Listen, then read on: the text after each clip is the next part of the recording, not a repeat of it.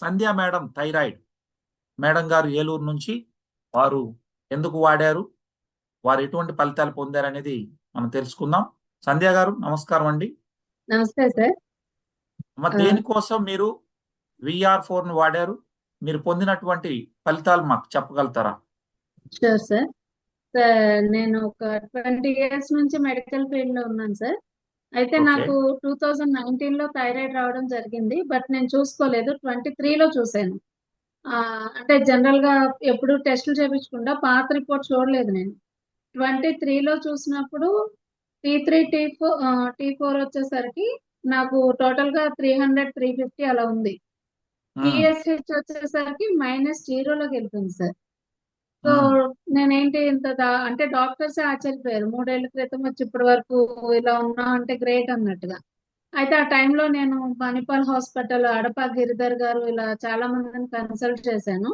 ఎవరి దగ్గరికి వెళ్ళినా నియోమెట్రజోల్ 10 mg 2 tablets ఇచ్చారు సార్ పర్ డే. అది హెవీ స్టెరాయిడ్ అయినప్పటికీ నాకు తప్పక వేయాల్సి వచ్చింది. 2 వేసినా 3 వేసినా కూడా 1 పాయింట్ కూడా కంట్రోల్ అవ్వలేదు సార్.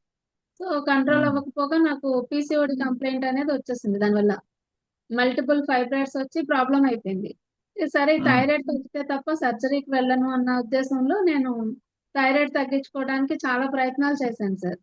నా మెడిసిన్స్ అన్ని వాడితే కొంతవరకు సైడ్ ఎఫెక్ట్స్ తగ్గినాయి. సైడ్ ఎఫెక్ట్స్ అంటే కళ్ళు ఉబ్బిపోయేవి సార్, బోన్స్ పెయిన్ రావటం, కళ్ళు గుడ్లగూబ కళ్ళు అంటారు కదా సార్, ఆ టైప్ లో కళ్ళు విజిబుల్ అవటం, ఇవన్నీ కనిపించేవి. అంటే నేను 2-3 టైమ్స్ భయపడ్డాను కూడా, అంటే కళ్ళకి ఏమన్నా అవుతుందేమో ఎఫెక్ట్ అన్నట్టుగా. అయితే డాక్టర్ని కన్సల్ట్ చేసినా కళ్ళకి ఎఫెక్ట్ ఉంటుందండి థైరాయిడ్, అది వచ్చినప్పుడు దానికి ట్రీట్మెంట్ చేసుకోవాలన్నట్టుగా చెప్పారు ఐ సర్జన్స్. సరే నేను దీనికి పరిష్కారం ఏంటి అసలు అన్న ఉద్దేశంలో వెళ్ళాను. T4 నార్మల్ కి వచ్చింది, కానీ 1.5 year ఇంగ్లీష్ టాబ్లెట్ వేసినా ఏ మెడిసిన్ వేసినా నాకైతే 1 పాయింట్ కూడా కదలలా మైనస్ నుంచి. ఆ టైంలో నేను డాక్టర్ గారు ఒక ఆయన మన సత్యనారాయణ గారు గ్రూప్ లో VR4 గురించి పెట్టారు సార్. నేను RMP గ్రూప్ లో కూడా ఉంటాను. ఆ గ్రూప్ లో చూసి డాక్టర్ గారి దగ్గరికి వెళ్ళి ఒక కిట్ తీసుకొచ్చాను సార్.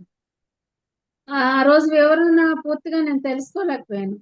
జనరల్ గా తీసుకొచ్చి రోజుకి 1-2 టాబ్లెట్స్, ఒక్కొక్కసారి 3 అలా వేసుకునేదాన్ని. సరే ఇది తగ్గుతుందా లేదా అని చిన్న ఇంట్లో సమస్యతోటి సరిగ్గా దాని మీద కేర్ చేయాల. ఈ లోపు నాకు ఆపరేషన్ వరకు వెళ్లాల్సి వచ్చింది సార్.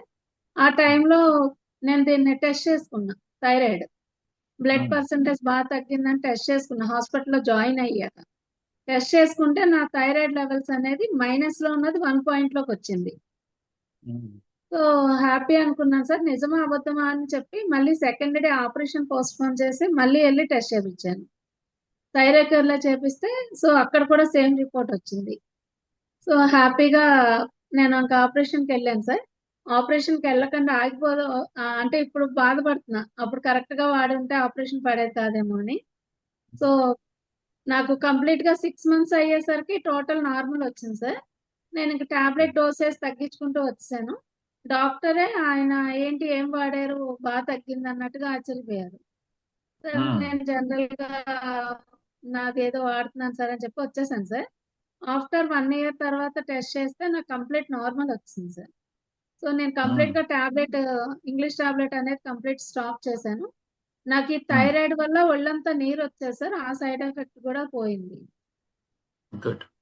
సో ఇప్పుడు మీరు VR4 వాడట్లేదా? VR4 యూజ్ చేసుకుంటున్నాను సార్.